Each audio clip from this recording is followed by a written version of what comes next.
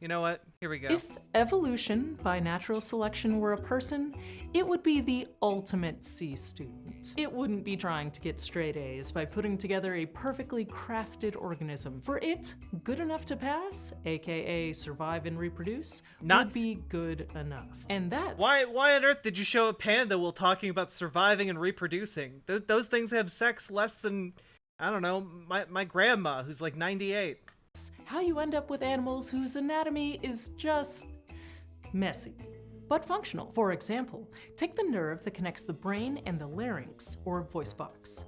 In ancient tetrapods, that was a pretty short, direct route. But in modern giraffes, it travels from the brain down the neck around the aorta and then back up the neck to the larynx, because that route still works fine, even though the giraffe's neck is really long. Amphibians aren't exempt from this kind of messiness either. Like, there's even a frog that is so small that its inner ears just kinda don't work. Tell me more. Meet the pumpkin toadlets, a group of tiny frogs that live in the Atlantic rainforest of Brazil. And yes, it is confusing that they're somehow both toadlets and frogs.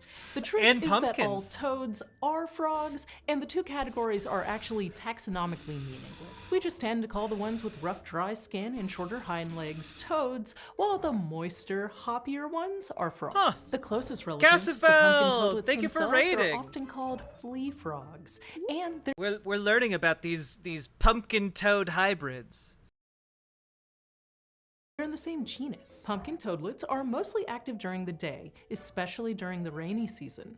They live in leaf litter that collects on the forest floor, where they hunt for small arthropods and insect larvae. And when I say these guys are tiny, I mean tiny. Stimky. Pumpkin toadlets tend to be less than 2.5 centimeters in Look at body that length, baby. and being that small actually makes them seem kind of terrible at being frogs. At least to us. To our hypothetical C student evolution, they've obviously achieved good enough because they managed to exist. See, there are essentially three things that are pretty fundamental to an animal's biology: how it gets around, how it eats, and how it reproduces. And pumpkin toadlets seem to be bad in a certain sense at two of them because of their tiny size. They're fine at eating though, so good work on that one at least. But at least 4 species of them are terrible at landing their jumps because they are just too small. See, being that small means that their semicircular canals are also really small. Those are the 3 looping canals found within a vertebrate's inner ear. They're filled with fluid, and they help an animal detect where their body is positioned in space, how fast they're rotating,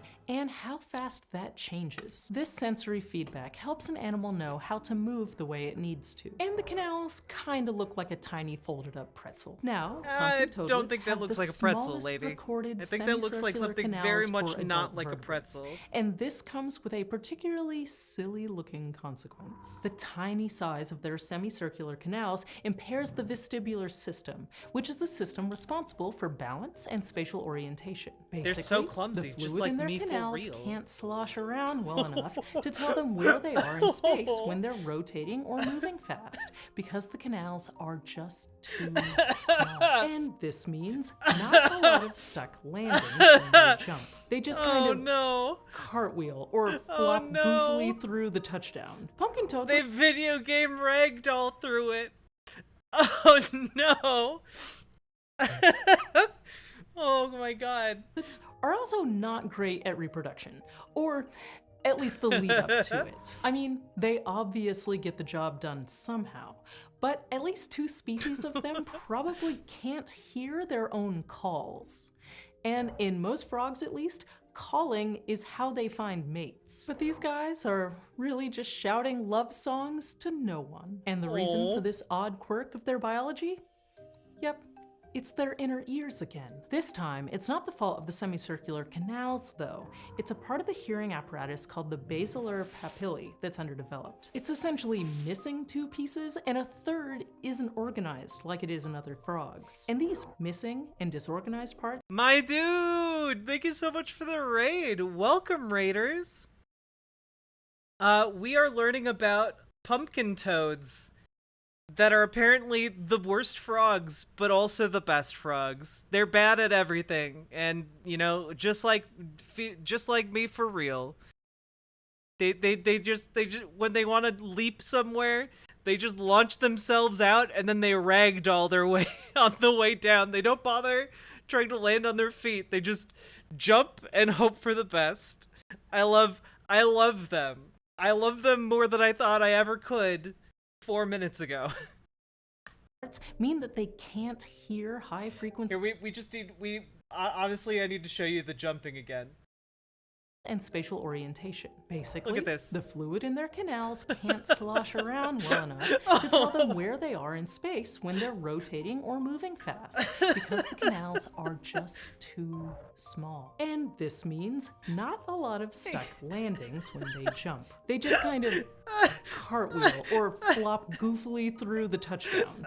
Pumpkin are also not great at reproduction, or at least the lead up to it. I mean, they obviously get the job done somehow, but at least two species of them How the fuck did these things continue to survive? Oh, probably God. can't hear their own calls. And in most frogs, at least, calling is how they find mates. These guys are really Welcome, just my shouting dude raiders. love songs to no one. And the reason for this odd quirk of their biology? Yep, it's their inner ears again. This time, it's not the fault of the semicircular canals, though.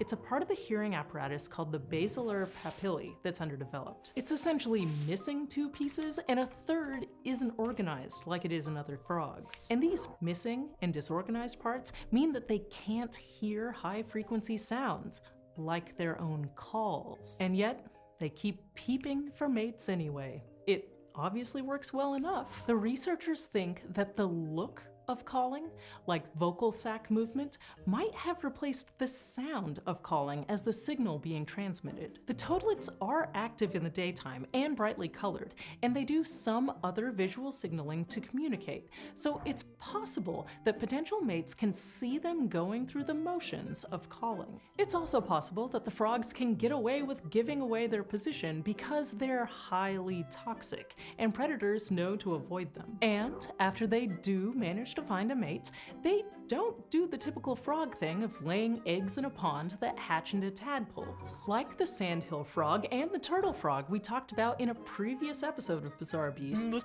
pumpkin toadlets have what's called direct development, where their eggs hatch directly into even tinier toadlets. If all of this What? wasn't strange enough, the two species who can't hear their own calls also have Do they just throw luminescent them? bones, No, they just much jump. like the chameleons we featured in our first episode. The skin on their backs and their heads is thin enough that their bones fluoresce under UV light, What? which is actually a pretty normal thing for bones to do because of their chemical composition. Whether or not other pumpkin toadlets or predators can actually see this fluorescence in natural lighting conditions still needs to be studied, though. All in all, pumpkin toadlets are a delightful little mess of a frog.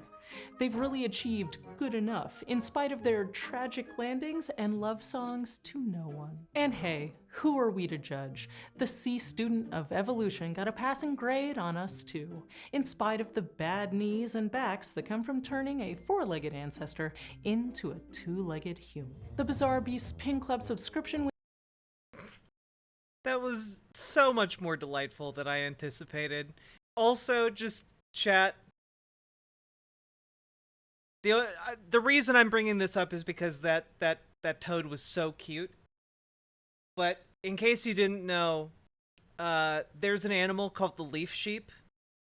It's a little sea slug, and it's for my money, the cutest animal on the planet. Look at this thing. Look at this thing. Look at it. It's real.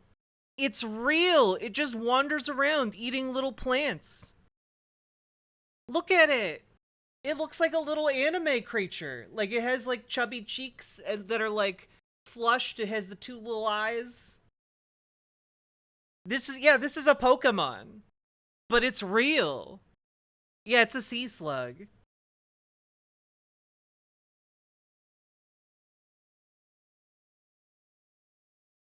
They're so cute. They're so cute. Do you want to know what another one looks like, chat? There's another related one called that's colloquially called the sea bunny. Look at this one. Look at it. Look at how fucking cute that is. I can't even, dude. Just 10 out of 10, no notes. Yeah, Leaf Sheep and the Sea Bunny would be friends. I think they would be girlfriends. They're dating. They're dating now.